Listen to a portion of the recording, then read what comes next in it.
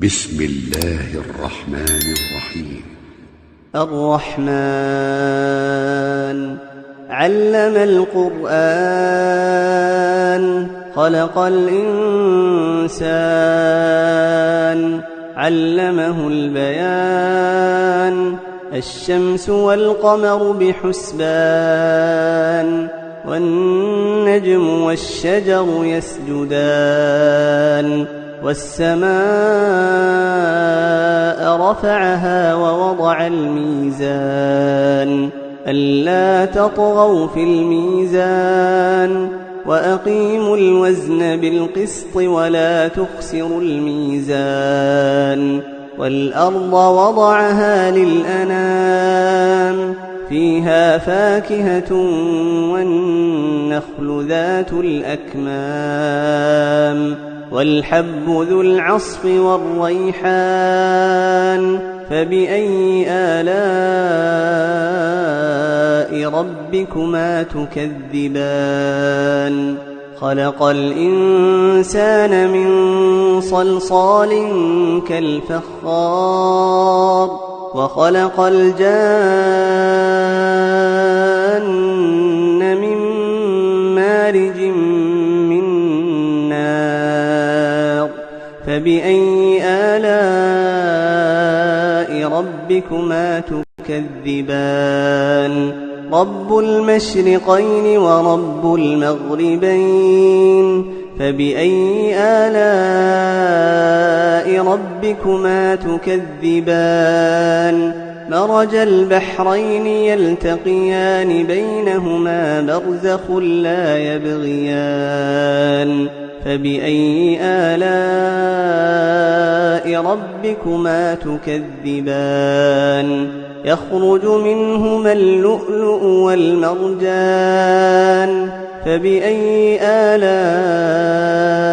ربكما تكذبان وله الجوار المنشآت في البحر كالأعلام فبأي آلاء ربكما تكذبان كل من عليها فان ويبقى وجه ربك ذو الجلال والإكرام فبأي آلاء ربكما تكذبان يسأله من في السماوات والأرض كل يوم هو في شأن فبأي آلاء ربكما تكذبان سنفرغ لكم أيها الثقلان فبأي آلاء ربكما تكذبان يا معشر الجن والإنس إن استطعتم أن تنفذوا من أقطار السماوات والأرض فانفذوا لا تنفذون إلا بسلطان فبأي آلاء ربكما تكذبان يرسل عليكما شواظ من نار ونحاس فلا تنتصران فبأي آلاء ربكما تكذبان فإذا انشقت السماء فكانت وردة كالدهان فبأي آلاء ربكما تكذبان فيومئذ لا يسأل عن ذنبه إنس ولا جان فبأي آلاء ربكما تكذبان يعرف المجرمون بسيماهم فيؤخذ بالنواصي والأقدام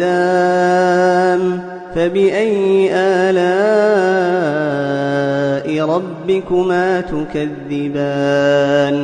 هذه جهنم التي يكذب بها المجرمون يطوفون بينها وبين حميم آن فبأي آلاء ربكما تكذبان ولمن خاف مقام ربه جنتان فبأي آلاء ربكما تكذبان ذواتا أفنان فبأي آلاء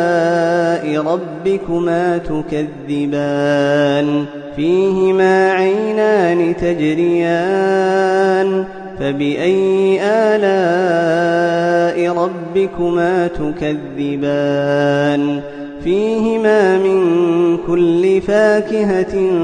زوجان فبأي آلاء ربكما تكذبان متكئين على فرش بطائنها من استبرق وجنى الجنتين دان فبأي آلاء ربكما تكذبان فيهن قاصرات الطرف لم يطمثهن إنس قبلهم ولا جان فبأي آلاء ربكما تكذبان كأنهن الياقوت والمرجان فبأي آلاء ربكما تكذبان هل جزاء الإحسان إلا الإحسان فبأي آلاء ربكما تكذبان ومن دونهما جنتان فبأي آلاء